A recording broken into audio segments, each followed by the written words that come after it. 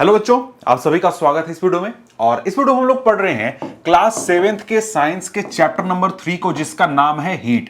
और यहां पर इस चैप्टर को हम लोग कंप्लीटली स्टडी करने वाले हैं, एनसीईआरटी बुक से लाइन बाय लाइन स्टडी करने वाले हैं, जिससे ये चैप्टर आपका पूरी तरीके से कंप्लीट हो जाएगा। ठीक है, तो यहां पर देखो, ये जो चैप्टर है, चैप्टर का नाम क्या है? नाम है हीट। तो भाई इस चैप्टर में हमें पढ़ना क्या है? हमें पढ़ना है हीट के बारे में। तो भाई सवाल ये उठता है कि हीट आखिर होता क्या है, हीट का मतलब क्या? हिंदी में हीट का मतलब होता है ऊष्मा। ठीक है, अब नॉर्मल भाषा में हम लोग हीट को गर्मी भी बोल सकते हो कि भाई गर्मी फील हो रही है। तो क्यों फील हो रहा है? हीट की वजह से फील हो रहा है। ठीक है, तो हीट क्या होता है, इसको जरा सा हम लोग 1 मिनट समझ लेते हैं। फिर जब यहां पर लाइन बाय लाइन पढ़ेंगे तब हमारे लिए चीजों को समझना बहुत आसान होगा। ठीक है, हीट क्या होता है? तो हीट एक फॉर्म ऑफ एनर्जी है। ठीक है, जैसे तुम देखते हो कहीं पर आग जलता है तो वहां पर क्या होता है? हीट हमारा जनरेट हो रहा होता है। हीट कैसे जनरेट हो रहा है? हम लोग लकड़ी को जला रहे हैं तो केमिकल एनर्जी हीट एनर्जी में कन्वर्ट होती है। तो हीट क्या है? एक प्रकार का फॉर्म ऑफ एनर्जी है, जिसकी वजह से कोई भी पदार्थ या कोई भी चीज हमें ठंडा या गर्म महसूस होता है।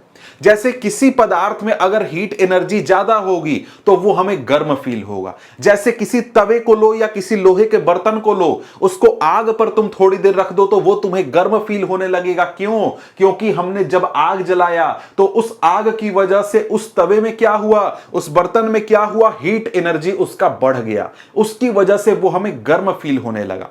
लेकिन वही तवे को कुछ देर बाद तुम दूसरी जगह पर रख दो, नॉर्मल जगह पर, ठंडे जगह पर रख दो तो कुछ समय के बाद उसका टेम्परेचर नॉर्मल हो जाएगा। तब वहां पर क्या हुआ, उसका हीट एनर्जी सारा लूज हो गया, उसमें हीट एनर्जी अब कम है, तो वो हमें क्या, नॉर्मल फील होगा। और उसी बर्तन को उठा करके तुम अगर एक फ्रिज में, रेफ्रिजरेटर में डाल देते हो, तब वहां पर वो बर्तन तुम्हें बहुत ठंडा फील होने लगेगा। क्यों? क्योंकि उस बर्तन से हमने क्या किया, सारा का सारा हीट एनर्जी निकाल लिया और जितना भी था सब निकाल लिया, तो वो हमें बहुत ठंडा फील होने लगा। समझ रहे हो बात को? तो यहां पर क्या है, हीट। हीट एक प्रकार का फॉर्म ऑफ एनर्जी है, जिसकी वजह से हमें कोई भी चीज ठंडा या गर्म महसूस होता है। ठीक है, अब यहां पर एनसीईआरटी से हम लोग पढ़ना शुरू करते हैं और देखते हैं यहां पर हमें क्या ये पढ़ाना चाहता है, क्या सिखाना चाहता है। कह रहा है, you know that woollen clothes are made from animal fibres. अब यहां पर देखो, यहां पर आपको एक तरीके से हीट को समझाने के लिए आपके आसपास के जिंदगी का एक एग्जाम्पल दिया गया है, जिसके जरिए आपको हीट क्या होता है समझाने की कोशिश कर रहा है। जैसे बोल रहा है क्या कि भाई आप सभी को पता है कि वुलन क्लॉथ्स जो होते हैं वो किससे बनते हैं? एनिमल फाइबर से बनते हैं। जैसे जो स्वेटर वगैरह हम लोग पहनते हैं उसमें जो हमारे वूल होता है, वूल कहां से आता है भाई? तो जो एनिमल्स होते हैं उनके शरीर के ऊपर जो फर उगता है, जो फाइबर उगता है, उससे हम लोग प्राप्त करते हैं। जैसे शीप हो गया, और भी कई सारे एनिमल्स होते हैं, उनके बाल को, उनके हेयर को हम लोग यूज करते हैं, उससे हम लोग क्या बनाते हैं? वुलन क्लॉथ्स बनाते हैं। ठीक है, इसके साथ ही कहता है कि cotton clothes are made from plant fibres. जो कॉटन के कपड़े हम लोग पहनते हैं वो हम लोग कहां से प्राप्त करते हैं? प्लांट फाइबर से प्राप्त करते हैं। जैसे कॉटन हमको कहां से प्राप्त होगा? कॉटन प्लांट से प्राप्त होगा। ठीक है, अब देखो वुलन क्लॉथ्स के बारे में तुमको क्या पता है कि वुलन क्लॉथ्स को हम लोग कब पहनते हैं? सर्दी के दिनों में, ठंडी के दिनों में पहनते हैं। ठीक है, और यहां पर ये क्या करता है वुलन क्लॉथ? वुलन क्लॉथ ये काम करता है कि भाई हमको ठंड से बचाता है। कैसे बचाता है? तो जब हम लोग वुलन क्लॉथ पहनते हैं तो वुलन क्लॉथ क्या करेगा? हमारा शरीर जो है वो हमेशा हीट एनर्जी रेडिएट करते रहता है, हीट एनर्जी रिलीज करते रहता है। तो जब हम वुलन क्लॉथ पहन लेते हैं तो वुलन क्लॉथ हमारे शरीर के हीट एनर्जी को अंदर पकड़ करके रखता है। मतलब कि जैसे ये मान लो वुलन क्लॉथ अगर होगा तो हीट एनर्जी इस क्लॉथ के बाहर नहीं आने पाएगी, अंदर ही रहेगी, जिससे कि हमारा बॉडी टेम्परेचर मेंटेन होगा और साथ ही साथ हमको गर्मी भी फील होगा। ठीक है, तो यहां पर वुलन क्लॉथ क्या काम करता है, हमको गर्म रखने का काम करता है, ठीक है। अब यहां पर इसके साथ साथ यहां देखो कहता है क्या, we prefer to wear light coloured cotton cloth when it is hot. जब गर्मी का दिन होता है तब हम लोग कॉटन के कपड़े पहनना पसंद करते हैं और साथ ही साथ लाइट कलर के कपड़े पहनना पसंद करते हैं। ऐसा क्यों होता है, क्योंकि कॉटन क्लॉथ जो होता है वो एक तरीके से बहुत हल्का होता है और साथ ही साथ वो हीट रिलीज करने में मदद करता है, हमारे बॉडी को ठंडा होने में मदद करता है, हमारे शरीर से, हमारे बॉडी से हीट को बाहर वो निकालने में मदद करता है। इसलिए हम लोग कॉटन क्लॉथ पहनते हैं गर्मी के दिनों में, ठीक है। क्योंकि गर्मी के दिनों में क्या है भाई, बहुत ज्यादा टेम्परेचर है, बहुत गर्मी है, तो हमको गर्मी बचाने की जरूरत नहीं है, हमको गर्मी निकालना है ताकि हमारा शरीर ठंडा रह सके, समझ गए। तो इसलिए हम लोग क्या करते हैं, हम लोग यहां पर जब गर्मी का दिन होता है तब कॉटन क्लॉथ पहनते हैं। अब ये सारी बात हो गई यहां पर किस चीज के बारे में, आपके लाइफ से जुड़ा हुआ एक चीज, कपड़ा, क्लॉथ, उसके बारे में। वुलन क्लॉथ और यहां पर कॉटन क्लॉथ अलग अलग कंडीशन में पहनते हैं हम। क्यों पहनते हैं, तो यहां पर एक कंडीशन में हमें हीट एनर्जी रिलीज करनी होती है अपने शरीर से ताकि हम खुद को ठंडा कर सके, वहीं पे दूसरे कंडीशन में हमको हीट एनर्जी बचानी होती है ताकि हम खुद को गर्म रख सके। समझ रहे हो बात को। तो जैसा अभी मैंने हीट के बारे में बताया था वैसा ही कुछ हो रहा है या नहीं हो रहा है, कि एक कंडीशन में हम लोग हीट जो है अपने शरीर का बचा रहे हैं, दूसरे कंडीशन में हीट एनर्जी रिलीज कर रहे हैं, ठीक है। अब यहां पर आगे बढ़े तो आगे क्या बोलता है, आगे वही एक्सप्लेनेशन दे रहा है जो मैंने दिया, उसी चीज को लिख रहा है यहां पर। कहता है कि in winter you feel cold inside the house, if you come out in the sun you feel warm, in summer you feel hot even inside the house, how do we know whether an object is hot और cold. ये तो आगे की बात हो गई। ये ऊपर का बात क्या हो गया कि भाई सर्दी के दिनों में हमारे आसपास हीट एनर्जी इतनी कम होती है कि हम जब अपने घर में बैठे हुए होते हैं तब भी हमको ठंडा लगता है, और जब हम धूप में जाते हैं तो धूप की हीट एनर्जी से हमको कुछ नॉर्मल फील होता है, अच्छा फील होता है, ठीक है। लेकिन जब गर्मी का दिन होता है, गर्मी के दिन में तुम बाहर छोड़ो, तुम घर के अंदर हो, तब भी तुमको बहुत गर्मी फील होगा, हीट फील होगा। क्यों, क्योंकि आसपास के एटमॉस्फेयर में हीट एनर्जी क्या है, ज्यादा है, ठीक है। अब यहां पर देखो एक सवाल पूछ रहा है, how do we know whether an object is hot और कोल्ड। मतलब यहां पर हमको क्या सीखना है, यह पता करना है कि कोई भी सब्सटेंस हॉट है या कोल्ड है, यह हम कैसे पता करते हैं। तो सबसे सिंपल सा चीज क्या है, हम लोग सबसे सिंपल सा तरीका अपनाते हैं, वो ये है कि किसी सब्सटेंस को छू करके पता करते हैं कि भाई ये सब्सटेंस ठंडा है, ओ ये सब्सटेंस गर्म है, ओ ये ठंडा है, ओ ये गर्म है, तो हम छू करके पता करने की कोशिश करते हैं। यही हमारा यहां पर टॉपिक है, इसी चीज को हमें देखना है। टॉपिक नंबर है 3.1। क्या बोल रहा है टॉपिक, हॉट एंड कोल्ड, ठीक है। सिंपल सी बात है कि हमारे डे टू डे लाइफ में क्या होता है, हम बहुत सारी चीजों को देखते हैं, बहुत सारी चीजें हमारे इस्तेमाल में आती हैं। कुछ चीजें ऐसी होती हैं जो कि हॉट होती हैं और कुछ चीजें ऐसी होती हैं जो कि कोल्ड होती हैं। तो यहां पर एक छोटा सा टेबल दिया गया है जिसमें कुछ आइटम्स के नाम लिखे हुए हैं और आपको यह बताना है कि वो आइटम कोल्ड होता है या फिर हॉट होता है। जैसे आइसक्रीम क्या होता है भाई, कोल्ड होता है, तो टिक मारा हुआ है। Spoon in a tea cup, tea cup में अगर हम लोग स्पून रखेंगे तो क्या वो हॉट होगा या कोल्ड होगा। तो भाई टी हमारा क्या होता है, हॉट होता है। उसमें स्पून डालेंगे तो क्या होगा, वो भी हमारा हॉट हो जाएगा। तो ये क्या हो जाएगा, हॉट हो जाएगा। फ्रूट जूस, भाई फ्रूट जूस पीते हो तो फ्रूट जूस तुम गर्म पीना पसंद करते हो या ठंडा पीना पसंद करते हो। तो फ्रूट जूस हम लोग जो हैं वो ठंडा पीते हैं। ओ यहां पर स्पून ये वाला उल्टा मैंने कर दिया, टिक मार्क, कोई बात नहीं है, इसको मैं ठीक कर देता हूं, ठीक है। तो इस फ्रूट जूस क्या होता है, कोल्ड होता है। Handle of a frying pan, frying pan का हैंडल जो होता है वो क्या वो ठंडा होता है या गर्म होता है। तो भाई फ्राइंग पैन को हम लोग आग पर यूज करते हैं, उसका हैंडल जो है वो एक तरह प्रकार से हमें बचाता है, मतलब जलने से बचाता है, लेकिन वो भाई एक तरीके से गर्म ही है, ठंडा तो नहीं होता है। भाई ठंडा क्या होगा, कोई बर्फ होगा उसको हम लोग ठंडा मानेंगे। तो हैंडल ऑफ फ्राइंग पैन, इसको भी हम लोग वार्म ही मान सकते हैं। लेकिन ये थोड़ा सा कंफ्यूजन वाली बात है कि भाई तुम कैसे देख रहे हो।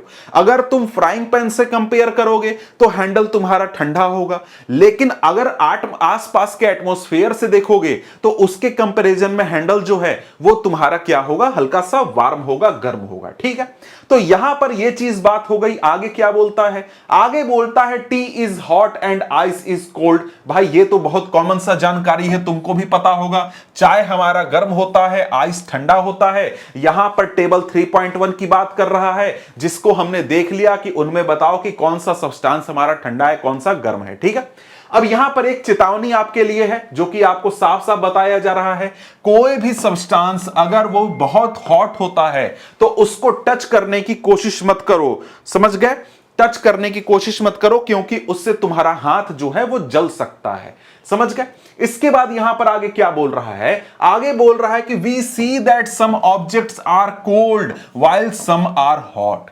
हमको यह पता है कि हमारे आसपास के कुछ सब्सटेंसेस हॉट होते हैं और कुछ सब्सटेंसेस कोल्ड होते हैं। आगे कहता है कि you also know that some objects are hotter than others while some are colder than others. यहां पर एक और चीज बता रहा है। अभी तक हमने क्या देखा कि कुछ सब्सटेंस ठंडे होते हैं, कुछ सब्सटेंस गर्म होते हैं, लेकिन हमको यह भी पता है कि कुछ सब्सटेंस ज्यादा ठंडे होते हैं, कुछ सब्सटेंस कम ठंडे होते हैं, कुछ सब्सटेंस कम गर्म होते हैं और कुछ सब्सटेंस बहुत ज्यादा गर्म होते हैं। तो यह चीज होता है ना कि भाई बहुत गर्म, गर्म, हल्का सा गर्म, बिल्कुल नॉर्मल, फिर ठंडा, बहुत ज्यादा ठंडा। ऐसा होता है या नहीं होता है? जी हां, बिल्कुल होता है। अलग अलग जो सब्सटेंस होते हैं उनका हॉटनेस या कोल्डनेस अलग अलग होता है, यह चीज हमको पता है। अब यहां पर एक सवाल पूछ रहा है कि how do we decide which object is hotter than the other. हम ये कैसे तय करेंगे कि कौन सा सब्सटेंस ज्यादा हॉट है, कौन सा कम हॉट है? कैसे हम कंपेयर करेंगे? तो यहां पर यही बात बोल रहा है, we often do it by touching the object. Normally हम क्या करते हैं, किसी सब्सटेंस को चेक करने के लिए वो ठंडा है या फिर गर्म है, हम क्या करते हैं, छू के पता करते हैं कि भाई छू के देखता हूं कि ये गर्म है या ठंडा है। ऐसे हम लोग चेक करते हैं, तो ये हमारा नॉर्मल तरीका है। लेकिन यहां पर सवाल पूछ रहा है कि but is our sense of touch reliable. हमारा ये जो तरीका है टच करके पता करने का कि कोई सब्सटेंस ठंडा है या गर्म है, क्या ये तरीका रिलायबल है? तो आंसर हमको यहां पर अभी पता चलेगा जब हम यहां पर ये एक्टिविटी 3.1 करेंगे। 3.1 एक्टिविटी बहुत ही सिंपल सा एक्टिविटी है, लेकिन बहुत अच्छा एक्टिविटी है। यहां पर क्या बोलता है? आपको बोलता है 3 स्मॉल टब्स लेने हैं या 3 कंटेनर लेने हैं, उनको A B C नाम लिख देना है। तो भाई यहां पर A B C नाम लिख देना है। ठीक है, अब यहां पर क्या करना है, A कंटेनर में आपको कोल्ड वाटर डाल देना है, बी कंटेनर में आपको हॉट वाटर डाल देना है, और आधा कोल्ड वाटर आधा हॉट वाटर लेकर के, मतलब दोनों को मिक्स करके यहां पर हम लोग सी कंटेनर में डाल देंगे। मतलब क्या हुआ, यहां पर कोल्ड वाटर, यहां पर हॉट वाटर और यहां पर नॉर्मल वाटर। ठीक है, अब यहां पर क्या करना है, आपको अपने दोनों हाथ लेने हैं। एक हाथ को ए कंटेनर में डालना है, दूसरे को बी कंटेनर में डालना है, थोड़ी देर यहां पर रखना है, और उसके बाद दोनों हाथों को उठा करके आपको सी कंटेनर में डाल देना है। तो यहां पर क्या होगा, यहां पर होगा ये कि जब आप ए कंटेनर से हाथ निकाल करके सी कंटेनर में डालोगे, तब ये वाला वाटर आपको कैसा फील होगा, वार्म फील होगा, गर्म फील होगा। लेकिन जिस हाथ को आपने बी में रखा था, उसको जब आप सी कंटेनर में डालोगे, तो वो वाला हाथ में आपको फील होगा कि ये वाटर क्या है, कोल्ड है, ठंडा है। तो समझ रहे हो बात को, कि यहां पर एक ही वाटर है, लेकिन वो हमें एक हाथ से फील हो रहा है हॉट, दूसरे हाथ से फील हो रहा है कोल्ड। तो यहां पर हमको क्या समझ में आया, यहां पर हमको समझ में आया कि यहां पर ये जो तरीका है, यहां पर ये तरीका हमारा कारगर नहीं है। हम लोग टच के भरोसे नहीं रह सकते हैं। टच के भरोसे अगर रहेंगे तो ये हमको कई बार धोखा भी दे सकता है, ये तरीका हमको फेल भी कर सकता है। तो फिर यहां पर सवाल उठता है कि फिर हम लोग कैसे मेजर करेंगे कि कोई सब्सटेंस हॉट है या कोल्ड है, कितना हॉट है, कितना कोल्ड है? तो इसके लिए हम लोग यहां पर एक फिजिकल क्वांटिटी यूज करते हैं, जिसको बोला जाता है टेम्परेचर। टेम्परेचर क्या है भाई, एक प्रकार का फिजिकल क्वांटिटी है जो कि मेजर करता है कि कोई भी सब्सटेंस का हॉटनेस कितना है या फिर कोल्डनेस कितना है। समझ गए? तो यहां पर क्या हुआ, टेम्परेचर एक फिजिकल क्वांटिटी है जिससे कि हम लोग मेजर करते हैं किसी भी सब्सटेंस के हॉटनेस या फिर कोल्डनेस, और साथ ही साथ एक डिवाइस होता है जिसका नाम होता है थर्मोमीटर। थर्मोमीटर एक डिवाइस होता है जिसकी मदद से हम लोग टेम्परेचर मेजर करते हैं। मतलब थर्मोमीटर डिवाइस से मेजर किया जाता है कि कोई सब्सटेंस कितना टेम्परेचर पर है। समझ गए? कोई सब्सटेंस कितना कोल्ड है, कितना हॉट है, बहुत कोल्ड है, बहुत हॉट है, ये चीज के लिए चेक करने के लिए हम लोग थर्मोमीटर का यूज करते हैं। ठीक है? और टेम्परेचर हमारा क्या हो गया, फिजिकल क्वांटिटी हो गया। अब यहां पर आगे बढ़े तो आगे हमारे सामने क्या है, टॉपिक है 3.2 मेजरिंग टेम्परेचर। अब हम लोग यहां पर समझने वाले हैं कि हम लोग टेम्परेचर मेजर कैसे करते हैं। तो यहां पर क्या बोल रहा है, यहां पर बोल रहा है have you seen a thermometer.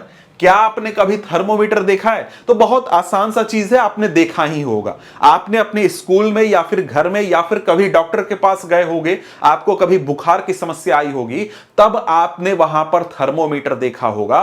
वहां पर इस प्रकार का, यहां देखो, इस प्रकार का एक डिवाइस आपने देखा होगा जिससे कि डॉक्टर जो होते हैं या फिर आपके घर में भी कभी अगर टेम्परेचर मेजर किया गया होगा तो आपका टेम्परेचर लिया गया था। समझ गए? ये क्या है, ये थर्मोमीटर है। अब ये स्पेशल टाइप का थर्मोमीटर है जिसको कि हम लोग क्लिनिकल थर्मोमीटर बोलते हैं। अब ये क्लिनिकल थर्मोमीटर क्या है, ये हम लोग यहां पर देखने वाले हैं।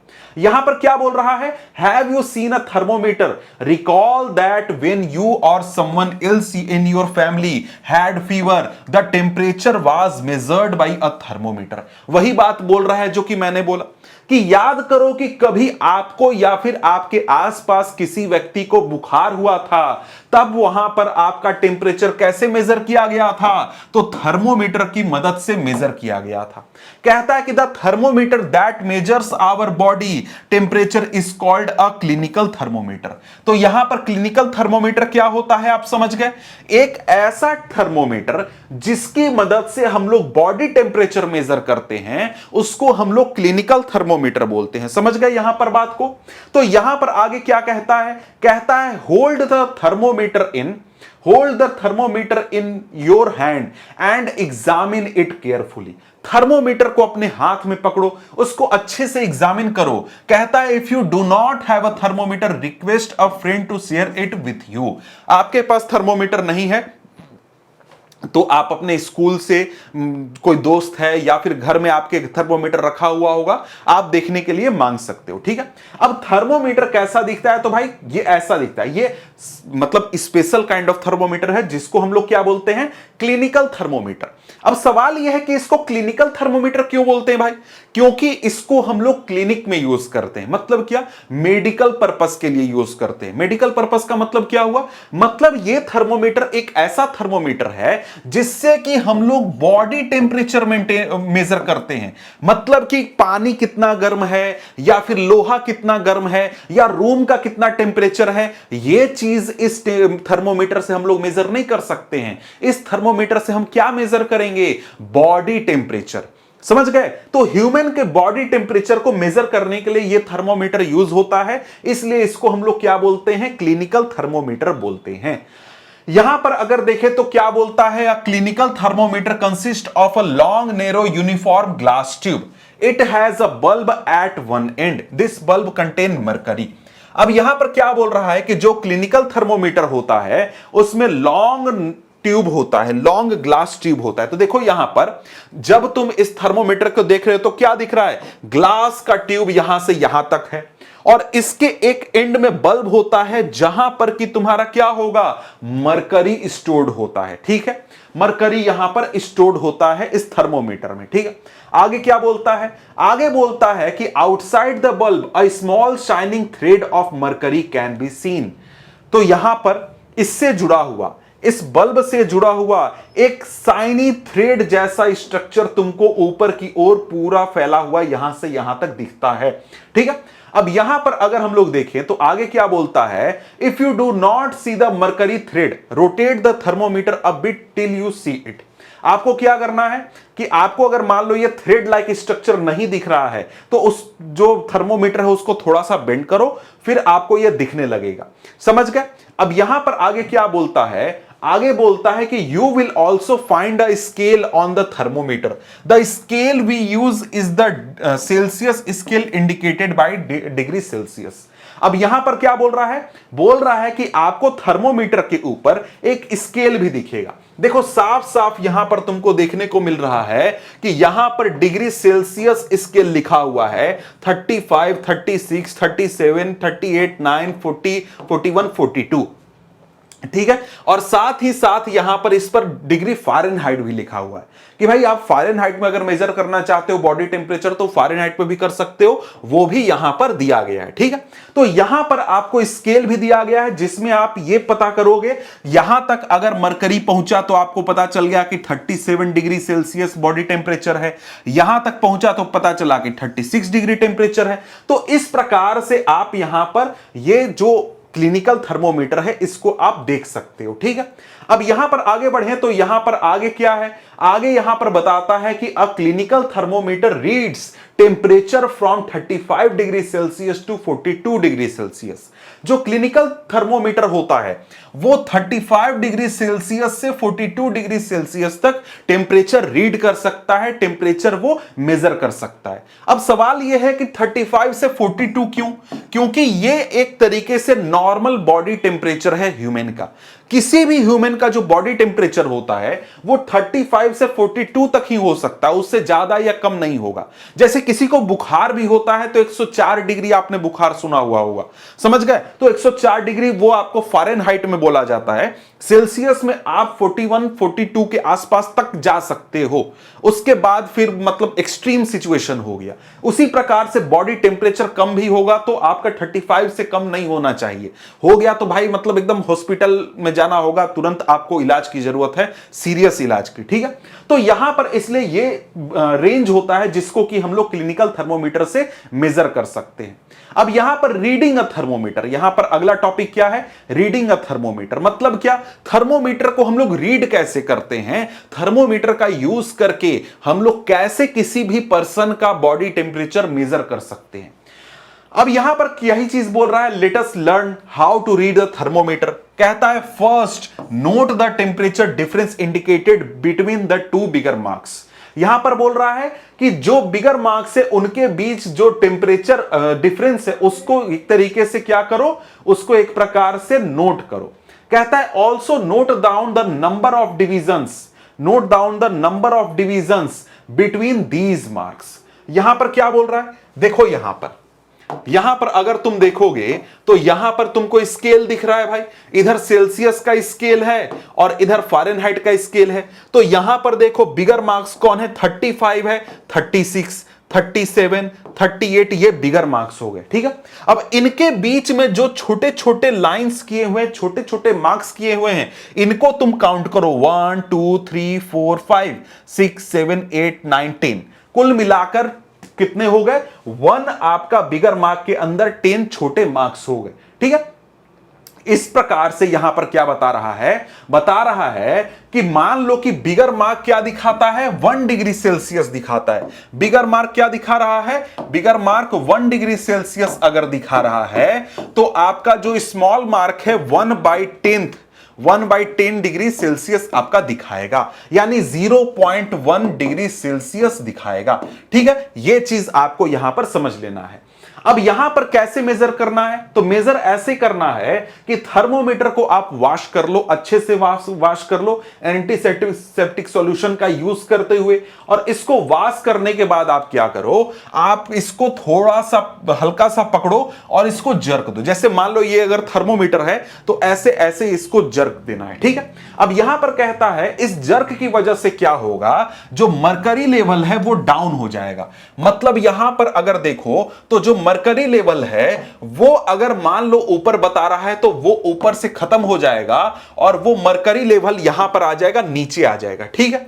अब इसके बाद आप क्या करोगे, अब इसके बाद यहां पर इंश्योर करोगे कि जो मरकरी लेवल है वो 35 से नीचे आ चुका है, और यहां पर बोलता है place the bulb of the thermometer under your tongue. जो थर्मोमीटर का बल्ब है, बल्ब मतलब कि ये आगे मरकरी वाला हिस्सा जो है इसको अपने जीभ के नीचे रखो।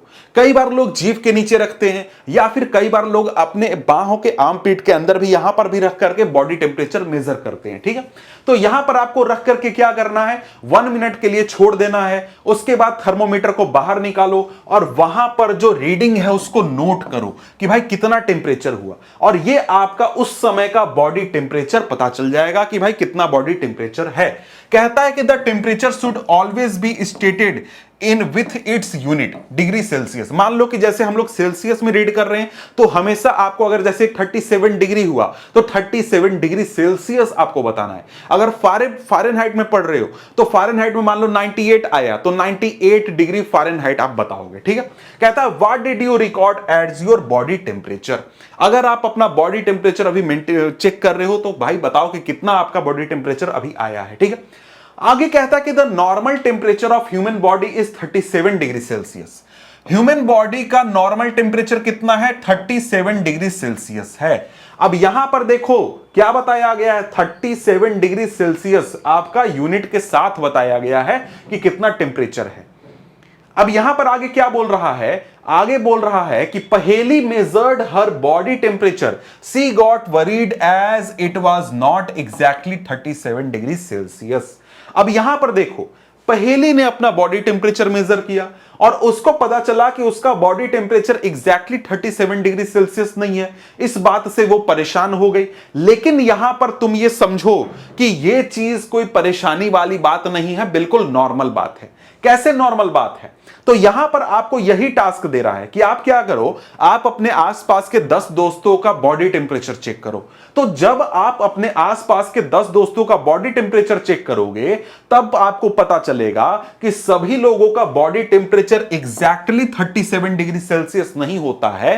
किसी का 0.1 डिग्री ज्यादा हो जाएगा, किसी का 0.2 डिग्री ज्यादा हो जाएगा, किसी का 0.2 डिग्री कम या 0.1 डिग्री कम हो जाएगा। तो बॉडी टेम्परेचर जो है वो 37 से वेरी भी कर सकता है, ऊपर नीचे भी हो सकता है। यहां पर इंपॉर्टेंट ध्यान देने वाली बात क्या है, ध्यान देने वाली बात यह है कि जब हम बोलते हैं कि बॉडी टेम्परेचर 37 डिग्री सेल्सियस है तो इसका मतलब यह हुआ कि यह बहुत सारे लोगों का बॉडी टेम्परेचर मेजर किया गया, उनका जब एवरेज निकाला गया तो एवरेज आया कितना, 37 डिग्री सेल्सियस। मान लो हम क्या करते हैं, 200 लोगों का बॉडी टेम्परेचर चेक करते हैं, किसी का 37.2 आया, किसी का 36.8 आया, किसी का 36.9 आया, किसी का 37.1 आया। इस प्रकार से सभी लोगों का लेकर के जब हम लोग एवरेज निकालेंगे तो हमको 37 डिग्री सेल्सियस मिल जाएगा।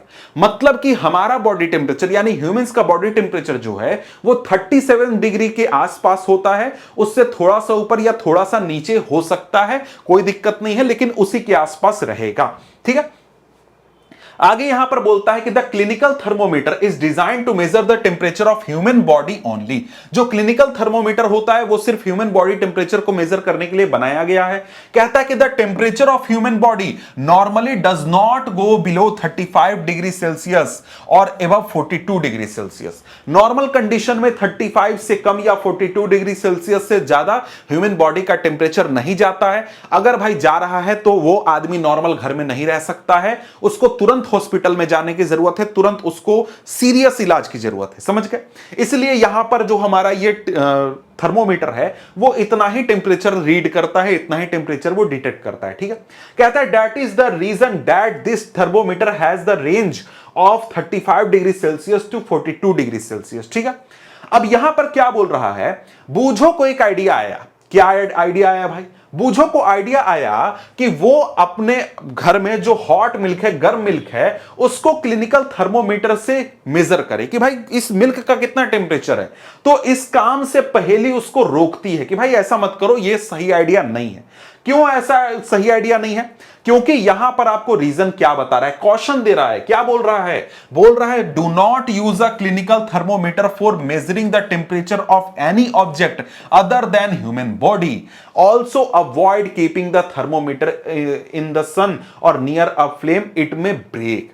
अगर हम लोग ह्यूमन बॉडी के अलावा किसी और चीज का टेम्परेचर मेजर करने की कोशिश करते हैं, जैसे बहुत गर्म दूध में डाल देते हैं, क्लिनिकल थर्मोमीटर को और उसको मेजर करने की कोशिश करते हैं, या फिर डायरेक्ट सन में अगर रख देते हैं तो वो जो थर्मोमीटर है वो ब्रेक हो सकता है, टूट सकता है। और एक और चीज, जो क्लिनिकल थर्मोमीटर होता है उसमें हम लोग मरकरी यूज करते हैं, और मरकरी एक डेंजरस मेटल है या फिर पॉइजनस मेटल है, इसलिए अब वहां पर धीरे धीरे लोग जो हो रहे हैं वो इस प्रकार के थर्मोमीटर का यूज कम से कम करना चाहते हैं। इसके बारे में आपको यहां पर किताब में कहीं जानकारी दी भी गई है। कहां पर दिया गया है आपको?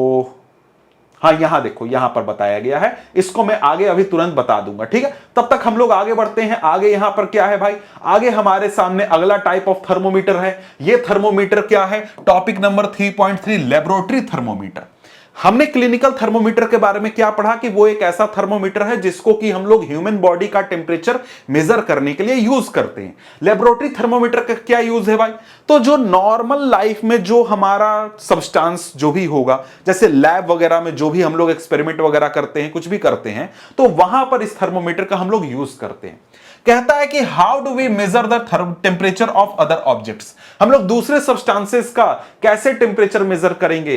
कहता है कि for this purpose there are other thermometer, इस काम के लिए अलग थर्मोमीटर होते हैं। जैसे कि लैब थर्मोमीटर तुम देख रहे हो, इसका एक स्पेशल रेंज है, -10 डिग्री सेल्सियस से 110 डिग्री सेल्सियस के बीच में यह टेम्परेचर रीड कर सकता है। या फिर किसी और कंडीशन में मान लो इससे ज्यादा टेम्परेचर हमको रीड करना होगा तो कोई दूसरा टाइप ऑफ थर्मोमीटर यूज करेंगे, कम हमको रीड करना होगा तो दूसरा टाइप ऑफ थर्मोमीटर यूज करेंगे। जैसा हमारी जरूरत होगा उस प्रकार का हम लोग थर्मोमीटर यूज करेंगे, ठीक है। लेबोरेटरी थर्मोमीटर का रेंज तुमने यहां पर देख लिया। अब यहां पर कहता है कि one such thermometer is known as the laboratory thermometer. अलग पर्पस के लिए हम लोग यहां पर लेबोरेटरी थर्मोमीटर का यूज करते हैं, जिसको कि जनरली लैब्स में यूज किया जाता है, या फिर कहीं पर मान लो कुछ ऐसा फैक्ट्री वगैरह है, कुछ है जहां पर खाने वगैरह का कुछ काम वगैरह होता है ना, तो वहां पर भी थोड़ा मोड़ा यूज होता है, मतलब बहुत ज्यादा नहीं लेकिन थोड़ा मोड़ा यूज हो जाता है, ठीक है। अब यहां पर क्या बोल रहा है? Different types of thermometer are used for different purposes. The maximum and minimum temperature of the previous day reported in weather reports are measured by a thermometer called maximum minimum thermometer. यहां पर देखो एक thermometer बता रहा है जिसका नाम है मैक्सिमम मिनिमम थर्मोमीटर। इसको किस चीज में यूज किया जाता है? तो तुम सुनते हो ना कि भाई कल का हमारा एटमॉस्फेयर का टेम्परेचर था maximum 40 degree Celsius, minimum 20 degree Celsius. तो वो मैक्सिमम और मिनिमम हमें कैसे पता चलता है? तो ये थर्मोमीटर यूज करता है जो कि मैक्सिमम टेम्परेचर और मिनिमम टेम्परेचर को रिकॉर्ड करता है, ठीक है। यहां पर इसको वेदर रिपोर्ट्स में जो हम सुनते हैं उसकी बात यहां पर मैं कर रहा हूं, ठीक है। आगे बोलता है कि this thermometer look at carefully and note the highest and lowest temperature it can measure. The range of a laboratory thermometer is generally from -10 degree Celsius to 110 degree Celsius. Also as you did in the case of clinical thermometer, find out how much a small division on this thermometer reads. यहां पर क्या बोल रहा है? जैसा कि आपने clinical thermometer में देखा था कि 1 डिग्री सेल्सियस का हम लोग 1/10 मेजर कर सकते हैं क्लिनिकल थर्मोमीटर में, उसी प्रकार से आपको बोल रहा है कि लेबोरेटरी थर्मोमीटर में भी ये चेक करो कि हम लोग कितना मेजर कर सकते हैं, कितना यूनिट में मेजर कर सकते हैं, ठीक है। ये आपको चेक करना है। तो फिर से वही हम लोग रीड करेंगे और रीड करके उसमें 1 बाई करके निकालेंगे कि कितना रीड कर सकते हैं, ठीक है। You would need this information to read the thermometer correctly. आपको यह जरूरी है क्योंकि आप अगर थर्मोमीटर का यूज करोगे तो करेक्टली टेंपरेचर मेजर करने के लिए जरूरी है। जैसे मान लो कि अगर 37.5 डिग्री सेल्सियस आया तो इस इतना आपको 0.5 पता लगाने के लिए आपको तो ये यूनिट वाला पता होना चाहिए ना कि 1 बाई कितना यूनिट है यहां पर, स्मॉल यूनिट। तो ये पता होगा तभी आप यहां पर इसको अच्छे से रीड करने पाओगे, ठीक है। अब यहां पर बोलता है कि let us now learn how this thermometer is used. इस थर्मोमीटर को हम लोग कैसे यूज करते हैं, लेबोरेटरी थर्मोमीटर को। एक्टिविटी 3.4 है, क्या बोल रहा है? कुछ टैप वाटर लो बीकर में या फिर मग में, उसमें थर्मोमीटर को, जो लैब थर्मोमीटर है इसको डालो वाटर में। इस तरीके से डालो कि थर्मोमीटर का जो बल्ब है वो वाटर में इमर्ज्ड हो। ये आपका बल्ब है, देखो ये आपका वाटर में इमर्ज्ड हो लेकिन बॉटम को टच ना हो या फिर कंटेनर के साइड में टच ना हो। जैसे ये आपका मान लो कि बीकर है तो इस बीकर के साइड में टच ना हो, बॉटम में टच ना हो और बीच में यहां पर ये डूबा रहे इस प्रकार से, ठीक है। और इस थर्मोमीटर को वर्टिकली आपको पकड़ना पकड़ना है। तो यहां पर यह ध्यान देना कि जो लेबोरेटरी थर्मोमीटर होता है, इससे जब हम लोग टेम्परेचर रीडिंग लेने जाते हैं तब हमको इसको सीधे पकड़ना होता है। इसको यहां पर हम लोग हॉरिजॉन्टली नहीं रख सकते या तिरछा नहीं रख सकते, हम सीधा रखेंगे तभी ये अच्छी तरीके से टेम्परेचर रीड करता है। ये देखो एक रियल थर्मोमीटर, लेबोरेटरी थर्मोमीटर का एग्जांपल आप यहां पर देख सकते हो, ये तस्वीर देख सकते हो, ठीक है। अब यहां पर आगे क्या बोल रहा है, आगे बोल रहा है observe the movement of mercury in the thermometer. आप जब यहां पर पानी में डालोगे इस थर्मोमीटर को, कुछ समय बाद आपको देखने को मिलेगा कि मरकरी का ऊपर की ओर इसका जो यहां पर थ्रेड है उसमें मूवमेंट आपको देखने को मिलेगा। और कुछ समय के बाद यहां पर मरकरी जब जितना टेम्परेचर है उस लेवल तक पहुंच जाएगा, जैसे 24 डिग्री सेल्सियस है वाटर का टेम्परेचर, तो 24 पर पहुंच करके वो स्टॉप कर जाएगा, वहीं पर स्टेडी हो जाएगा। समझ गए? तो जब यहां पर स्टेडी हो जाए हमारा मरकरी, तब वहां पर रीडिंग को आप नोट करोगे और उस समय पता चलेगा कि उस समय में, जिस समय हम लोग रीडिंग ले रहे हैं, उस समय में वाटर का कितना टेम्परेचर है, ये हमको यहां पर पता चल जाएगा। ठीक है। अब यहां पर ये एक्सपेरिमेंट हो सकता है कि आपको स्कूल में कराया जाए आपके टीचर द्वारा, तो आप वहां पर इस चीज को देख पाओगे कि ये काम कैसे करता है। बहुत सिंपल सी बात है, आप डिप करोगे, आपका मरकरी ऊपर की ओर आएगा, मरकरी जितना भी टेम्परेचर है जैसे 24 डिग्री सेल्सियस, तो वहां पर पहुंच करके वो अटक जाएगा या फिर स्टडी हो जाएगा। फिर वहां पर आप टेम्परेचर नोट डाउन करोगे तो आपको उस समय का टेम्परेचर मिल जाएगा। ठीक है। अब यहां पर अगर हम लोग देखें तो यहां पर एक सवाल बूझो पूछ रहा है। बूझो पूछ रहा है कि Boojho now understand why clinical thermometer can not be used to measure high temperatures. Boojho बोला कि भाई देखो, मुझे तो यह समझ में आ गया कि क्लिनिकल थर्मोमीटर का हम लोग दूसरे जगहों पर यूज क्यों नहीं कर सकते, कि भाई हाई टेम्परेचर मेजर करने में यूज करेंगे तो वो हो सकता है टूट जाए। लेकिन यह सवाल पूछ रहा है कि लेबोरेटरी थर्मोमीटर को हम लोग बॉडी टेम्परेचर को मेजर करने में क्यों नहीं यूज कर सकते हैं, क्या परेशानी है? तो यहां पर इसका उत्तर भी जानना, इसका आंसर भी जानना जरूरी है। यहां पर क्या बोल रहा है, यहां पर बोल रहा है कि are there any variation in the readings, oh sorry ये तो आगे है, इसको यहां पर अभी थोड़ा सा आगे यहां पर बताया जाएगा, तो मैं आगे यहां पर बता दूंगा। अभी जो यहां पर पॉइंट है इसको मैं थोड़ा सा देख देता हूं। ठीक है। यहां पर क्या बोल रहा है, यहां पर आपको बोला गया कि भाई सब स्कूल के क्लास के सभी बच्चे मेजर करेंगे, सभी मेजर करेंगे तो क्या सभी लोगों का सेम टेम्परेचर आ रहा है या फिर उसमें कोई डिफरेंस है। ठीक है, वो तो बात है अगर आपको स्कूल में एक्टिविटी कराया जाएगा तब। इसके बाद आता है एक्टिविटी 3.5। यहां पर क्या बोल रहा है, यहां पर इसके लिए बोल रहा है कि take some hot water in beaker or a mug, dip the thermometer in water, wait till the mercury thread become steady and note the temperature. Now take out the thermometer from water. Observe carefully what happens now. Do you notice that as soon as you take the thermometer out of water, the level of mercury begins to fall. This means that thermometer must be read while thermometer is in water. यहां पर एक चीज है, क्या चीज है भाई? यहां पर आपको लैब थर्मोमीटर के बारे में बता रहा है कि लैब थर्मोमीटर को आपने वाटर में डाला, वाटर में डाल करके आप वाटर का टेम्परेचर रीड कर रहे हो। जैसे ही वाटर से उस थर्मोमीटर को आप निकालोगे वैसे ही मरकरी फॉल होने लगेगा और वहां पर वो मरकरी पूरी तरीके से कुछ देर में फॉल हो जाएगा और वहां पर कोई भी वो रीडिंग शो नहीं करेगा। यहां पर लैब थर्मोमीटर के बारे में इंपॉर्टेंट बात यह है कि लैब थर्मोमीटर से रीडिंग हमको तभी लेना चाहिए जब वो सब्सटेंस में हो। जैसे वाटर का टेम्परेचर मेजर करना है तो वाटर में डाले हुए ही हमको यहां पर रीडिंग लेना होता है। हम जैसे ही निकालेंगे वो मरकरी फॉल होने लगता है। समझ गए बात को? तो ये यहां पर लैब थर्मोमीटर की एक इंपॉर्टेंट पॉइंट होती है। अब यहां पर और भी बात बता रहा है, लैब थर्मोमीटर को रीड करते समय क्या प्रिकॉशन लेना चाहिए। कहता है सबसे पहली बात कि लैब थर्मोमीटर को हम लोगों को अपराइट रखना होगा, सीधा रखना होगा। हम टिल्टेड या फिर आपको फ्लैट नहीं रख सकते हैं।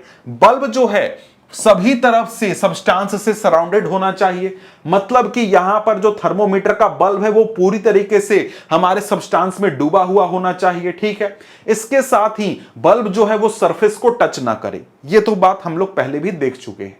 अब यहां पर आगे बढ़ें। तो आगे यहां पर क्या बोलता है कि you may recall that while taking your own temperature you have to take the thermometer out of your mouth to note the reading.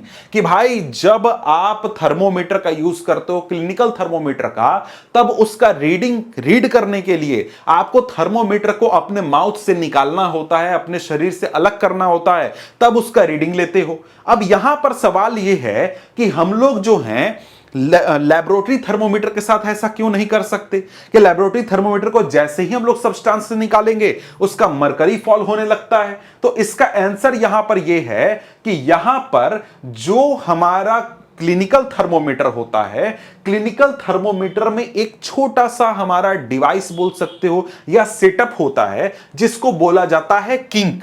समझ गए? किंक होता है। अब जरा सा तुम ध्यान दो, ये देखो, ये तो हमारा हो गया बल्ब। इस बल्ब के बिल्कुल बगल में ये क्या है? किंक है। इस किंक का काम क्या होगा? ये किंक जो है मरकरी लेवल को नीचे आने से रोकता है। यह किंक किस में मौजूद होगा? हमारे क्लिनिकल थर्मोमीटर में मौजूद होता है। और जब हम अपने माउथ से रीडिंग लेकर के बाहर निकालते हैं तो यह किंक जो है मरकरी लेवल को मेंटेन करता है। उसकी वजह से हम माउथ से निकालने के बाद भी रीडिंग को रीड कर सकते हैं, मेजरमेंट को रीड कर सकते हैं। तो यहां पर आपको एक चीज आंसर अभी मिला होगा कि यहां पर जब बूझो पूछ रहा था कि भाई क्यों हम लोग लेबोरेटरी थर्मोमीटर को हम लोग बॉडी टेम्परेचर मेजर करने के लिए यूज नहीं कर सकते, तो भाई पहली तो बात है कि लेबोरेटरी थर्मोमीटर को सीधा रखना होता है।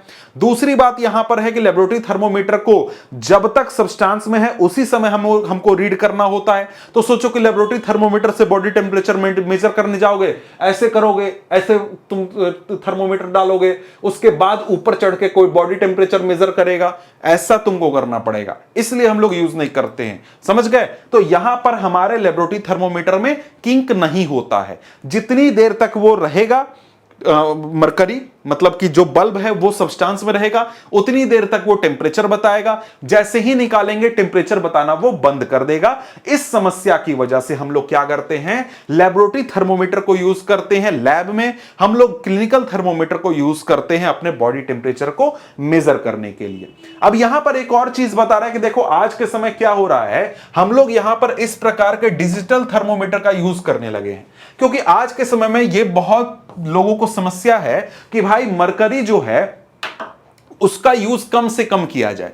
मरकरी का यूज कम से कम क्यों करना है? क्योंकि मरकरी एक टॉक्सिक सब्सटेंस है और इसको डिस्पोज करना बहुत मुश्किल होता है अगर थर्मोमीटर ब्रेक हो जाए तो। इसको एक तरीके से एनवायरनमेंट में नहीं रखना है क्योंकि एनवायरनमेंट के लिए पॉइजनस होता है, खतरनाक होता है। इसी वजह से आज के समय में बहुत सारे डिजिटल थर्मोमीटर्स अवेलेबल हैं जिनसे कि हम लोग यहां पर मेजरमेंट लेते हैं, क्योंकि उनमें मरकरी प्रेजेंट नहीं होता है, मरकरी का यूज उसमें नहीं किया जाता है। ठीक है, अब यहां पर इसके बाद आगे बढ़ो तो आगे हमारे सामने टॉपिक क्या आता है? टॉपिक नंबर आता है 3.4। यह है ट्रांसफर ऑफ हीट। हम टॉपिक क्या देख रहे हैं? Transfer of heat. हम यहां पर अब देखने वाले हैं कि जो हीट है वो एक जगह से दूसरी जगह ट्रांसफर कैसे होता है, ये चीज देखेंगे। अब यहां पर बोल रहा है कि you might have observe that a frying pan becomes hot when kept on a flame. आपने देखा होगा कि कोई भी फ्राइंग पैन को अगर हम लोग फ्लेम पर रखते हैं तो वो फ्राइंग पैन क्या होता है? हॉट हो जाता है। ऐसा क्यों होता है?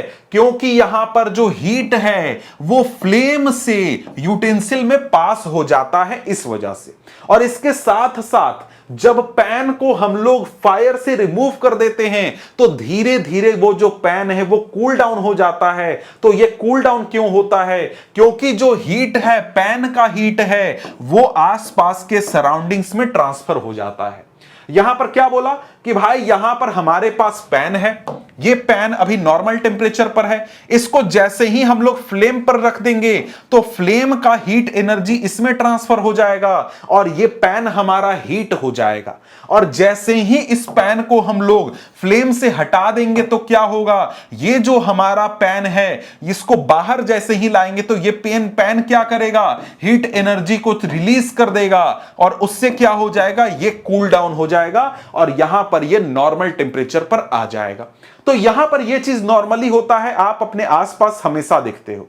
कहता है कि so you can understand that in both cases heat flows from a hotter object to a colder object. यहां पर क्या बोल रहा है कि एक चीज आपको यहां पर समझ में आई, क्या समझ में आया कि हीट हमेशा हॉटर ऑब्जेक्ट से कोल्डर ऑब्जेक्ट की ओर ट्रांसफर होता है। मतलब कि यहां पर अगर हीट है, यहां पर मैं आग जला रहा हूं, तो हीट एनर्जी कहां से कहां जाएगा, यहां पर ज्यादा टेंपरेचर होगा क्योंकि यहां पर हीट एनर्जी है, आग जल रही है, तो यहां से हीट आसपास फैलेगी, आसपास जाएगी। मतलब क्या, हाई टेंपरेचर से लो टेंपरेचर की ओर, यानी हॉट ऑब्जेक्ट से कोल्ड ऑब्जेक्ट की ओर हमेशा हीट फ्लो करती है। ठीक है, अब यहां पर आगे कहता है क्या, in fact in all cases heat flows from a hotter object to a colder object. वही बात है कि हर कंडीशन में क्या होता है, हीट हमेशा हॉट ऑब्जेक्ट से कोल्ड ऑब्जेक्ट की ओर फ्लो करती है। ठीक है, अब यहां पर आगे सवाल क्या पूछ रहा है, पूछ रहा है कि how does heat flow, let us investigate. हमको क्या अब समझना है, हमको समझना है कि हीट फ्लो कैसे करता है। हमको समझ में क्या आ गया, हमको समझ में आ गया कि हीट फ्लो करता है, हीट हमेशा हाई हीट से लो हीट की ओर या फिर हॉट ऑब्जेक्ट से कोल्ड ऑब्जेक्ट की ओर फ्लो करता है। लेकिन कैसे फ्लो करता है, क्या उसका सिस्टम है, यह चीज यहां पर हमको समझना है।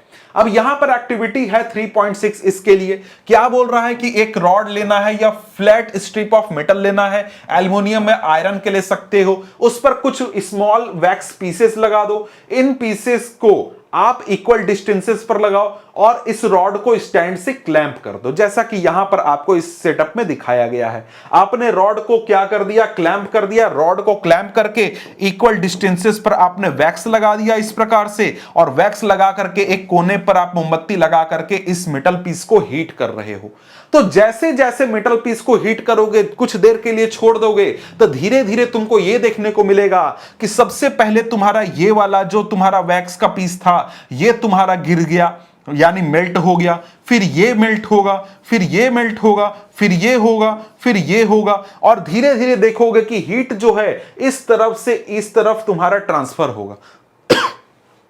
यहां पर तुमको क्या समझ में आया, यहां पर तुमको समझ में आया कि देखो यहां पर हम लोग टेंपरेचर बढ़ा रहे हैं, यहां पर हम लोग हीट दे रहे हैं, और यहां से जो हमारा हीट है वो इस तरफ ट्रांसफर हो रहा है। पहले ये पोर्शन हमारा गर्म हुआ, फिर ये गर्म हुआ, फिर ये गर्म हुआ, फिर ये गर्म हुआ, और फिर ये गर्म हुआ। यानी हमको क्या दिख रहा है, इधर हॉट है ये मेटल पीस और इधर कोल्ड है, हमारा हॉटनेस यानी कि हमारा हीट जो है हॉट से कोल्ड की ओर यहां पर ट्रांसफर हो रहा है। अब यहां पर यही चीज आपको एनसीईआरटी में लिखा हुआ है, what happens to the wax pieces, do this pieces begin to fall, which piece falls the first, do you think that heat is transferred from the end nearest to the flame to the other end. जी हां, तो यहां पर क्या बोलता है, the process by which heat is transferred from the hotter end to the colder end of an object is known as conduction.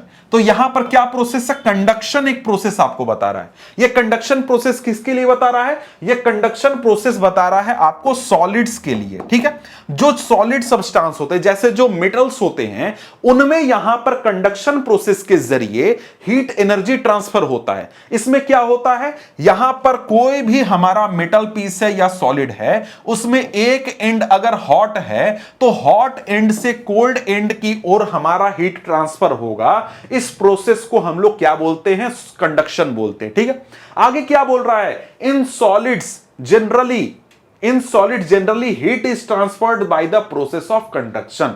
Solids में generally conduction process के जरिए ही हीट ट्रांसफर होता है। अब यहां पर एक सवाल पूछ रहा है कि do all substances conduct heat easily, क्या सभी सब्सटेंसेस बहुत आसानी से हीट कंडक्ट करते हैं, तो जी नहीं, सभी सब्सटेंस इक्वली हीट कंडक्ट नहीं करते और सभी सब्सटेंस आसानी से हीट कंडक्ट नहीं करते। अब यहां पर आपने देखा होगा, ये तो बहुत कॉमन सा चीज आपने ध्यान दिया होगा कि जो मेटालिक पैन हम लोग यूज करते हैं कुकिंग के लिए, उसमें एक प्लास्टिक का हैंडल होता है या फिर वुडन हैंडल होता है। भाई वुड भी तो एक प्रकार का सॉलिड है, प्लास्टिक भी एक प्रकार प्रकार का सॉलिड है। लेकिन यहां पर हम देखते हुए कि जो वुडन हैंडल है या प्लास्टिक हैंडल है, उससे हम लोग पेन को आसानी से उठा सकते हैं, हमको जरा सा भी कुछ तकलीफ नहीं होगा। लेकिन उसका जो मेटल पार्ट है उसको हम लोग छू नहीं सकते, जैसे ही छुएंगे हमारा हाथ जल जाएगा। ऐसा क्यों होता है? ऐसा यहां पर इसलिए होता है क्योंकि हमारे पास जो पीसे सॉलिड्स होते हैं वो दो प्रकार के होते हैं। यहां पर कुछ सॉलिड ऐसे होते हैं जो बहुत आसानी से हीट ट्रांसफर कर देते हैं, हीट का कंडक्शन कर देते हैं। इस प्रकार के जो सॉलिड्स होते हैं उनको हम लोग कंडक्टर बोलते हैं। कंडक्टर का डेफिनेशन क्या हुआ? The materials which allow heat to pass through them easily are conductor of heat. मतलब ऐसे मटेरियल जो हीट, खुद से हीट को आसानी से पास होने देते हैं, इनको हम लोग क्या बोलते हैं? इनको हम लोग कंडक्टर ऑफ हीट बोलते हैं। एग्जांपल में क्या आ जाएगा? जो मेटल्स होते हैं वो आ जाएंगे, एल्यूमिनियम, आयरन, कॉपर, ये सब आ जाएंगे। और इसके साथ साथ दूसरा तरीका क्या है, मतलब दूसरे प्रकार के ऑब्जेक्ट क्या हैं? उनको हम लोग कहते हैं इंसुलेटर। कहता है the material which do not allow heat to pass through them easily are poor conductor of heat such as plastic and wood. Poor conductor are known as insulator. जो हीट को आसानी से पास नहीं होने देते उनको हम लोग क्या बोलते हैं? इंसुलेटर बोलते हैं। यहां पर आगे क्या बोल रहा है? आगे बोल रहा है कि the water and air are poor conductor of heat. इसके साथ वाटर और एयर जो है वो भी पुअर कंडक्टर ऑफ हीट होते हैं, वो आसानी से हीट को ट्रांसफर नहीं होने देते। कहता है then how does the heat transfer take place in this substances. अब यहां पर हम लोग क्या देखेंगे कि जो वाटर है, जो एयर है, उसमें हीट ट्रांसफर कैसे होता है, ये चीज हमको यहां पर समझना है। इसके लिए यहां पर आपको क्या करना है? एक्टिविटी 3.8 दिया गया है। 3.8 में क्या बोल रहा है कि राउंड बॉटम फ्लास्क लेना है। राउंड बॉटम फ्लास्क, सीधा सीधा तस्वीर दिखा देता हूं, इस प्रकार का आपको फ्लास्क लेना है और यही सेटअप आपको तैयार करना है। राउंड बॉटम फ्लास्क लेना है। इसमें आप क्या करोगे? इसमें आप यहां पर 2/3 वाटर भर दोगे। 2/3 वाटर भर करके इसको एक ट्राइपॉड पर रख दोगे। इस प्रकार से सेटअप तैयार करोगे कि इसको नीचे से हम लोग कैंडल जला करके हीट कर सके। और यहां पर क्या करना है? इसमें यहां पर आपको वाटर को शांत होने देना है, तब यहां पर आगे कोई प्रोसेस करना है। ठीक है, वाटर को शांत करके फिर वहां पर हम लोग क्या करेंगे? उस वाटर में पोटेशियम परमैंगनेट का एक क्रिस्टल डाल देंगे। पोटेशियम परमैंगनेट डालने से क्या होगा? उसमें एक प्रकार का कलर आ जाता है। ठीक है, तो पोटेशियम परमैंगनेट का क्रिस्टल डाल देंगे और नीचे से अब यहां पर कैंडल लगा करके हम लोग क्या करेंगे? हीट करेंगे।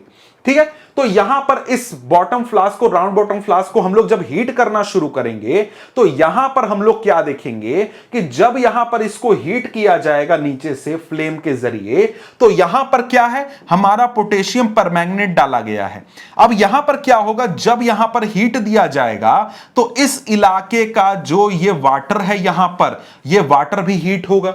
ये वाटर हीट होगा तो क्या होगा? ये वाटर हमारा ऊपर की ओर उठेगा, इस प्रकार से ऊपर की ओर उठेगा और साथ ही साथ जो हमारा पोटेशियम परमैंगनेट था वो भी डिसॉल्व होगा और वो कलर हमें शो करेगा। यानी ये वाटर ऊपर उठ रहा है, ये हमें पता कैसे चलेगा? पोटेशियम परमैंगनेट की वजह से, क्योंकि वो डिसॉल्व होगा और वो कलर शो करेगा, जिससे हमको पता चलेगा कि यहां का वाटर ऊपर उठ रहा है। अब यहां का वाटर हमारा ऊपर उठ करके यहां पहुंचा तो यहां पर यह जगह जो था ये खाली हो गया। अब इसको कौन भरेगा? तो अगल बगल से जो वाटर है वो यहां पर आएगा और ये यहां पर भरेगा और ये ऊपर वाला वाटर इधर आ जाएगा, इधर वाला इधर चला जाएगा और इस प्रकार से यहां से जो वाटर आया वो फिर से गर्म हुआ, फिर से वो ऊपर उठा, ऊपर वाला इधर आया, इधर वाला नीचे आया और ये साइकिल एक प्रकार का चलता रहेगा।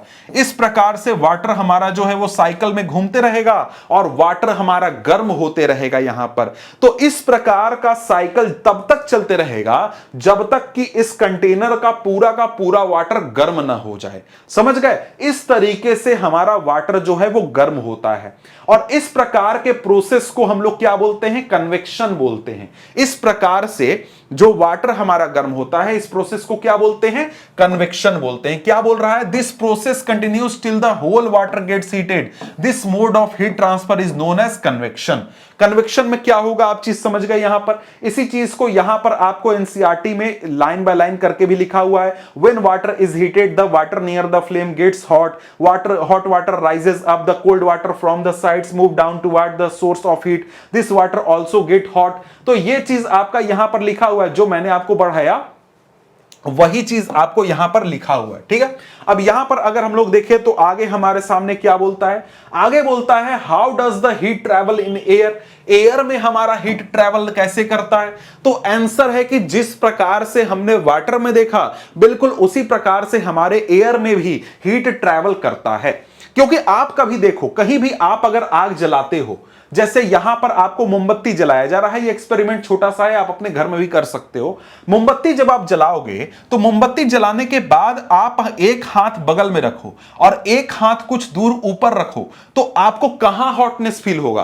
तो आंसर आपको मिलेगा कि फ्लेम के ऊपर जो आपने हाथ रखा है ना, यहां पर आपको गर्मी फील होगा। लेकिन इसी फ्लेम के बगल में आप जब हाथ रखोगे तो फ्लेम के आसपास आपको उतनी गर्मी फील नहीं होगी।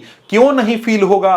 क्योंकि यहां पर क्या होता है, जब हम लोग फ्लेम जलाते हैं तो फ्लेम जलाने की वजह से आसपास का एयर जो है वो गर्म हो जाता है, वो गर्म होकर के ऊपर की ओर राइज करता है और आसपास के जो एयर हैं वो यहां पर आते हैं इस जगह को भरने के लिए। और यहां पर इस प्रकार से ये फ्लेम ऊपर जाएगा, आसपास के एयर यहां आएंगे, तो उसकी वजह से क्या होगा, ऊपर हमें हॉटनेस फील होगा, अगल बगल हॉटनेस फील नहीं होता है। इस प्रकार से यहां पर यह साइकिल हमारा चलते रहता है हमारे एयर में, ठीक है। यहां पर देख लेते हैं क्या बोल रहा है। बोल रहा है कि the air near the heat source get hot and rises, the air from the sides come in to take its place, in this way the air gets heated, the following activity confirms the idea. यही activity है। क्या बोल रहा है? Notice that toward the top air gets heated by convection, therefore the hand above the flame feels hot, on the sides however there is no convection and air does not feel as hot as the top. वही बात है कि ऊपर convection की वजह से flame के ऊपर हमें हॉटनेस फील होगा, साइड में कन्वेक्शन नहीं हो रहा, इसलिए साइड में फील नहीं होगा। अब यहां पर एक दूसरा चीज तुमको पढ़ना है। क्या पढ़ना है? एक स्पेशल फेनोमेना के बारे में पढ़ना है जो कि समंदर के आसपास रहने वाले लोगों को फील होता है, वहां पर होता है। यानी जो कोस्टल एरियाज होते हैं वहां पर यह फेनोमेना देखने को मिलता है। क्या बोलता है? The people living in the coastal areas experience an interesting phenomena during the day, the land gets heated faster than the air. मतलब ये पहले फेनोमेना क्या है, ये चीज यहां पर हम लोग देख लेते हैं। यहां पर क्या होगा, जब दिन का समय होता है, कोस्टल एरियाज कहने का मतलब समंदर के बिल्कुल आसपास के इलाकों की बात हो रही है, जब दिन का समय होगा तब यहां पर समंदर से जमीन की ओर हवाएं चलती हैं, ठंडी ठंडी हवाएं चलती हैं, बहुत अच्छा लगता है। इसी प्रकार से जब रात का समय वहां पर होगा, रात के समय में जमीन से समंदर की ओर हवाएं चलती हैं, तो ये यहां पर स्पेशल फेनोमेना होता है समंदर के आसपास के इलाकों में। अब ये होता क्यों है, इसको जरा सा हम लोग यहां पर समझने का काम करेंगे और यहां पर पढ़ेंगे। यही चीज हमें यहां पर पढ़ना है, ठीक है। क्या बोल रहा है कि during the day the land gets heated faster than the water, the air over the land becomes hot and rises up, the cooler air from the sea rushes in towards the land to take its place, the warm air from the land move toward the sea to complete the cycle, the air from the sea is called sea breeze। यहां पर क्या हुआ? Sea breeze हुआ। अब ये sea breeze क्या हुआ भाई, यहां पर ये क्यों हुआ? यहां पर इसका रीजन क्या है? रीजन बहुत ही सिंपल है कि भाई हमने अभी क्या देखा कि कन्वेक्शन होता है, ठीक है। कैसे? तो वहां पर क्या होगा, यहां पर क्या होगा, ये चीज कि भाई देखो दिन का समय हुआ, दिन के समय में सूर्य आया और सूर्य की वजह से क्या हुआ, यहां पर सनलाइट पड़ रहा है हमारे जमीन पर भी और सनलाइट पड़ रहा है यहां पर हमारे समंदर पर भी। लेकिन क्या होता है कि जो हमारा जमीन होता है वो बहुत जल्दी गर्म हो जाता है और यहां पर जो हमारा ये समंदर है इसको गर्म होने में काफी समय लगता है। तो क्या होगा कि जो जमीन है वो जल्दी गर्म हो जाएगा, और जल्दी गर्म होकर के इस जमीन के ऊपर जो एयर है वो भी जल्दी गर्म हो जाएगा, और वो एयर गर्म होगा तो क्या करेगा, वो ऊपर की ओर उठेगा, ये एयर ऊपर उठेगा। तो यहां पर का इलाका में एयर क्या हो गया, कम हो गया, खाली हो गया, ये जगह खाली हो जाएगा। ये क्या है, जगह खाली है क्योंकि यहां का एयर गर्म होकर के ऊपर उठ गया।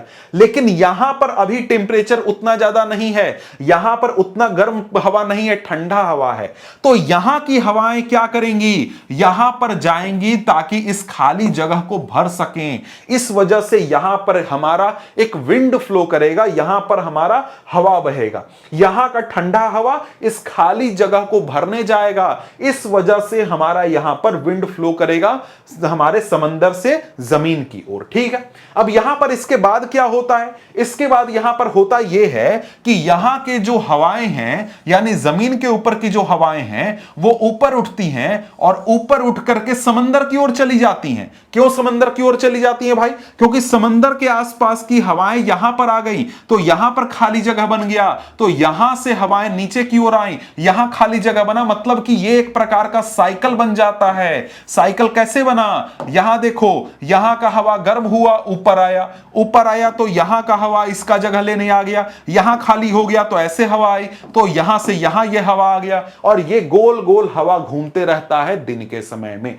और इसको हम लोग क्या बोलते हैं, इसको सी ब्रीज बोलते हैं। सी ब्रीज मतलब पूरा साइकिल को सी ब्रीज नहीं बोलेंगे, जो हमारे समंदर से जमीन की ओर जो हवा बहती है उसको हम लोग सी ब्रीज बोलते हैं। ठीक है, इसके बाद यहां पर आगे देखें तो आगे यहां पर क्या बोलता है, कहता है कि to receive the cooler sea breeze the windows of houses in coastal areas are made to face the sea. ये पॉइंट थोड़ा सा ध्यान रखना कि भाई इस ठंडी हवा का मजा लेने के लिए जो समंदर के आसपास लोग घर बनाते हैं, उस घर की खिड़की समंदर की ओर रख देते हैं। ठीक है, कहता है at night it is exactly the reverse, रात के समय में बिल्कुल इसका रिवर्स होता है। क्यों रिवर्स होता है, क्योंकि जो समंदर का वाटर है वो बहुत स्लोली ठंडा होता है, मतलब कि वो क्या है, गर्म है, और इसके कंपैरिजन में जो लैंड है, लैंड बहुत जल्दी ठंडा हो जाएगा। तो लैंड ठंडा हो गया तो उसके ऊपर जो एयर है वो भी जल्दी ठंडा हो जाता है। तो इसकी वजह से क्या होता है, रात के समय में जो लैंड के ऊपर एयर है वो समंदर की ओर जाता है, और इसको हम लोग क्या बोलते हैं, लैंड ब्रीज बोलते हैं। इसको भी मैं जरा सा दिखा देता हूं। रात के समय में क्या हुआ भाई, रात के समय में हुआ ये कि भाई दिन भर की गर्मी के बाद ये हमारा वाटर बहुत ज्यादा गर्म हो गया और जमीन भी बहुत ज्यादा गर्म हो गया। लेकिन रात के समय में क्या होगा, जो हमारा जमीन है ये जितनी जल्दी गर्म हुआ था दिन के समय में, उतनी ही जल्दी ये ठंडा भी हो जाएगा। तो यहां पर कैसा एयर आ गया, यहां पर कोल्ड हो गया, ये जमीन कोल्ड तो एयर भी कोल्ड हो गया।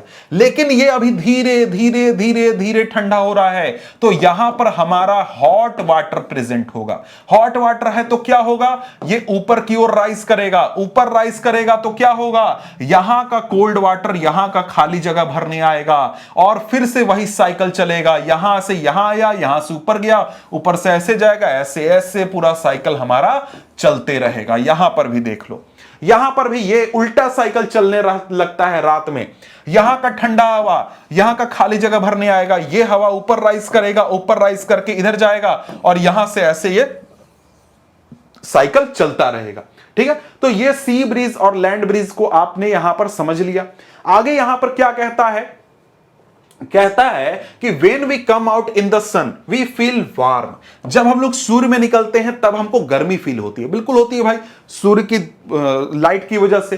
कहता है how does the heat from the sun reach us।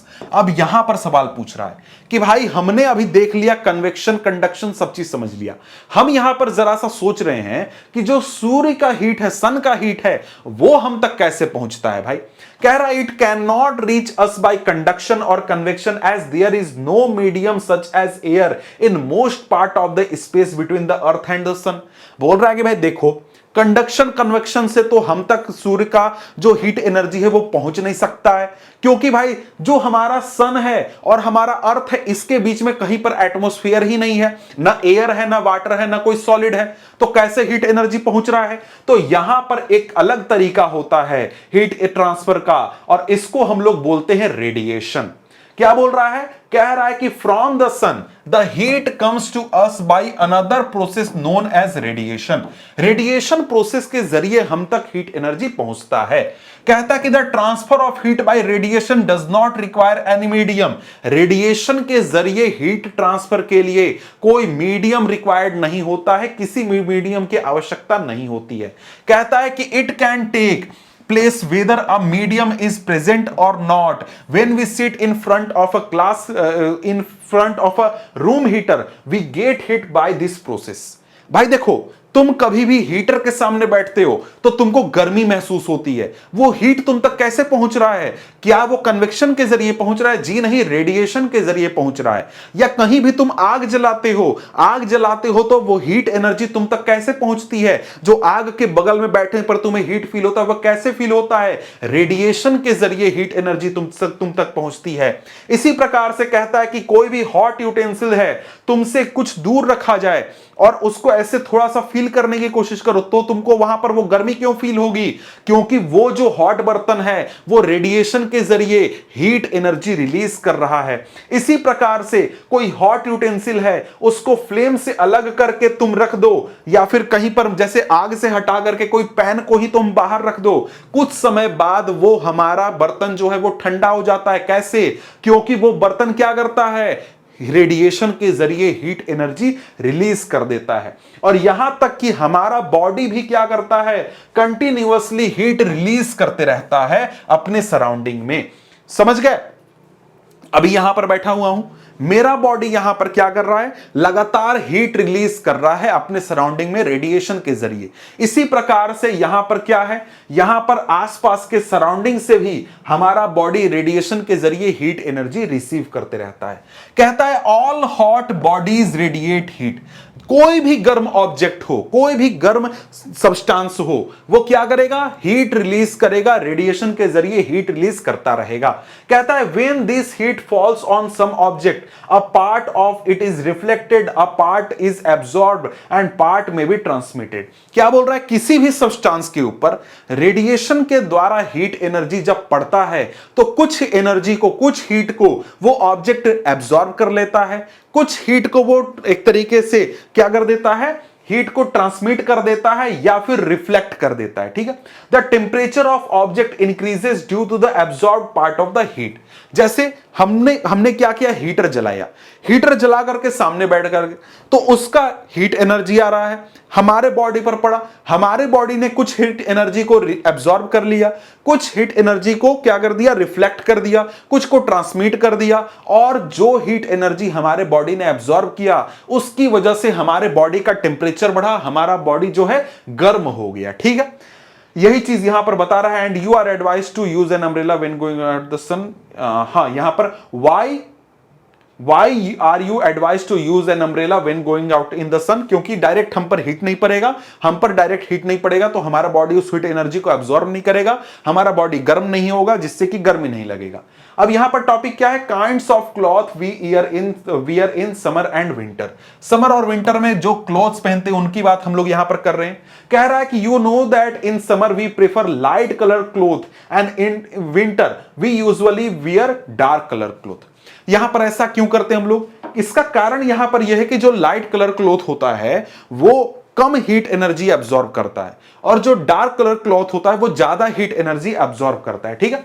अब यहां पर इसके लिए एक्सपेरिमेंट भी आपको बोल रहा है, क्या बोल रहा है कि 2 टिन कैन लेने हैं, आइडेंटिकल टिन कैन, उसमें से एक को ब्लैक पेंट कर देना है, दूसरे को व्हाइट पेंट कर देना है, उसमें इक्वल अमाउंट ऑफ वाटर डाल देना है, उसको धूप में 1 घंटे के लिए छोड़ देना है, उसके बाद दोनों कैंस के वाटर का टेम्परेचर मेजर करना है। आपको क्या मिलेगा, जो ब्लैक कंटेनर था उसमें हमारा वाटर ज्यादा टेम्परेचर का होगा, व्हाइट कंटेनर का टेम्परेचर हमारा कम होगा। ठीक है। अब यहां पर आगे क्या बोल रहा है, आगे यहां पर एक्टिविटी 3.11 है, फिर से वही fill 2 cans used in 3.10 with the same amount of hot water at the same temperature, leave the cans in room in the shade, note the temperature of water after 10 to 15 minute. अब उल्टा करना है, क्या करना है आपको यहां पर व्हाइट और ब्लैक कंटेनर लेने हैं, उसमें वाटर डाल देना है, गर्म वाटर डाल देना है 60 डिग्री सेल्सियस का, और उसको एक नॉर्मल ठंडे रूम में रख देना है, छोड़ देना है, और 10 से 15 मिनट बाद यहां पर टेम्परेचर चेक करना है कि दोनों में क्या यहां पर होता है। कहता है do this activity suggest you that reason why it is more comfortable to wear white और light colour cloth in the summer and dark colour cloth in the winter. Dark surfaces, यहां पर वही चीज है जो मैंने समझाया, dark surfaces absorb more heat and therefore we feel comfortable with dark colour cloth in the winter. Winter में क्या होगा भाई, विंटर में हमारे आसपास हीट एनर्जी बहुत कम होता है, तो हम डार्क क्लॉथ कपड़े पहन लेंगे तो हमारा ये जो कपड़ा है ये आसपास के एटमॉस्फेयर से ज्यादा हीट एनर्जी अब्सॉर्ब करेगा, जिससे कि हमारा बॉडी को ज्यादा हीट मिलेगा, हम ज्यादा गर्म होंगे। लेकिन गर्मी के दिनों में आसपास के एटमॉस्फेयर में हीट एनर्जी ज्यादा होता है, हमको एब्सॉर्ब करने की जरूरत नहीं है, हमको रेडिएट करने की जरूरत है, हमको रिलीज करने की जरूरत है। तो उस समय में अगर हम लोग व्हाइट कपड़े पहनेंगे तो हम आसानी से हीट एनर्जी रिलीज करने पाएंगे। समझ गए?